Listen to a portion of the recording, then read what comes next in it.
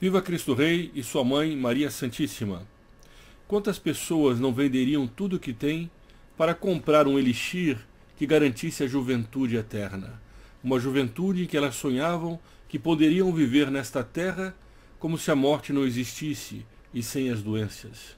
E quantas dessas pessoas não foram enganadas nesta busca, acreditando em remédios milagrosos que poderiam fazer esse desejo delas se tornar realidade?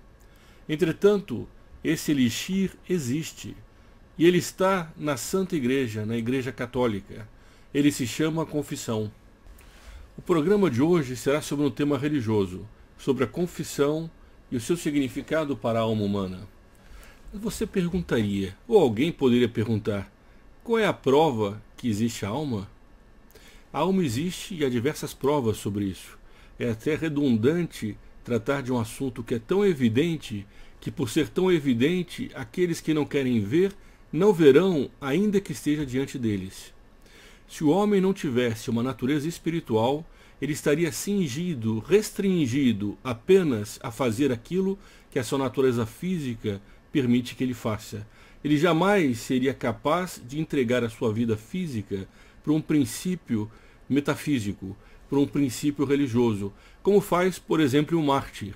O mártir da igreja, ele entrega a própria vida física e vai contra aquilo que está na natureza dele, que é a necessidade da preservação da vida, porque ele acredita em valores metafísicos. Ele consegue, portanto, ir além e doar aquilo que está restrito à matéria. Se apenas existisse a matéria, ele não seria capaz de ir além da matéria. Ele só pode ir além da matéria porque ele se entrega a um princípio metafísico que existe dentro dele também, que é essa alma humana.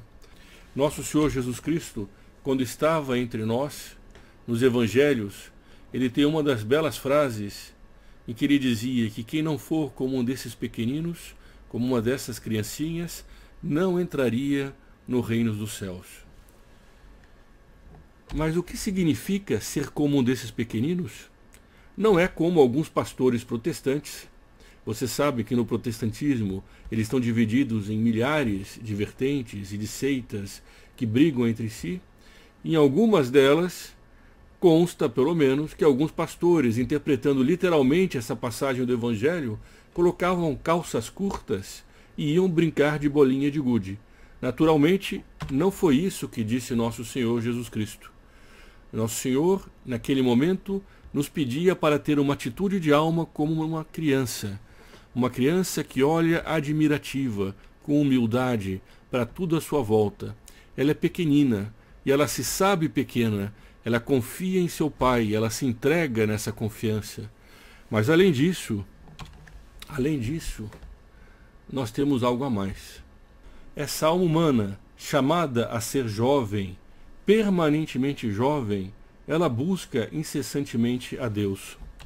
Santo Agostinho, um dos grandes doutores da Igreja, ensinava, no seu livro Confissões: Vós, Senhor, me criastes para vós, e o meu coração permanece inquieto enquanto não repousa em vós.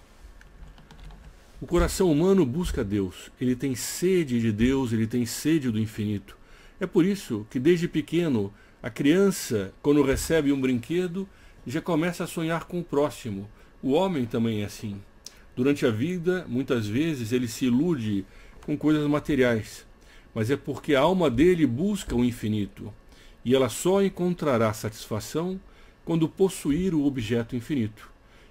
Nosso Senhor, nos Evangelhos, nos deu essa solução. O homem tem sede de infinito. Como é que ele pode possuir o objeto infinito?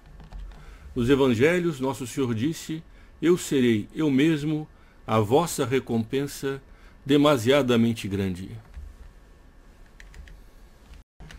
Para nós possuirmos esse bem infinito, nós devemos cumprir a lei de Deus. Nós devemos seguir a sua igreja. Ele não nos deixou nenhum livro escrito.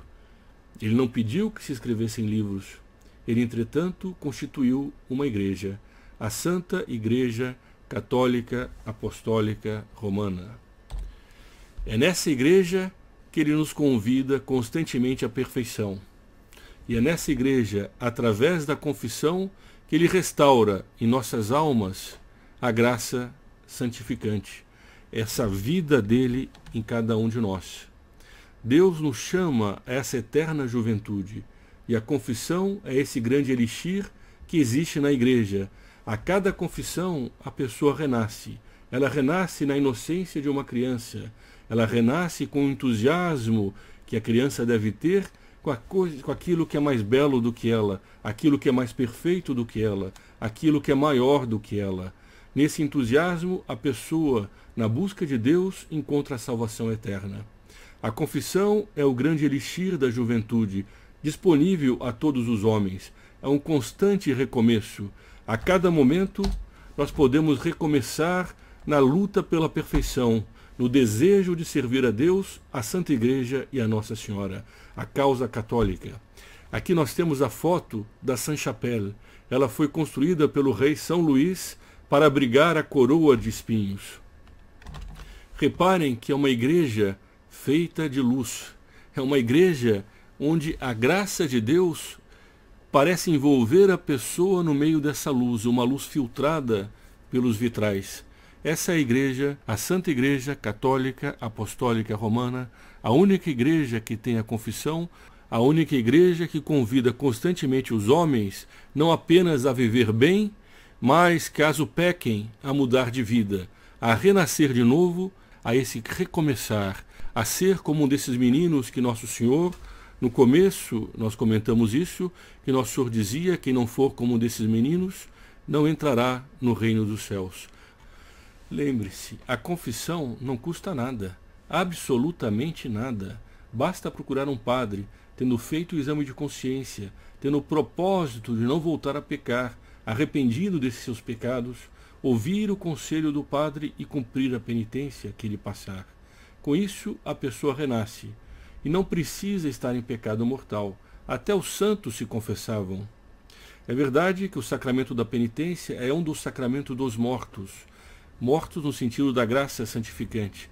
Ele, assim como o batismo, é dirigido àqueles que estão sem a graça e precisam nascer ou renascer nessa graça de Deus. Entretanto, até os santos, em estado de graça, confessavam, porque a confissão não só atrai as bênçãos e as graças de Deus, mas aproxima o homem de Deus, limpa dos pecados veniais que a pessoa pode ter, que são pecados menores, que não necessitariam da confissão sacramental. Entretanto, os santos eram os primeiros a buscar as confissões. Assim terminamos o vídeo de hoje. Se após esse vídeo, ainda que apenas uma única pessoa tenha feito um propósito de fazer uma confissão, ele terá valido a pena. Se você gostou do programa, compartilhe-o entre seus amigos, assine o canal, faça os seus comentários. Viva Cristo Rei e sua Mãe Maria Santíssima.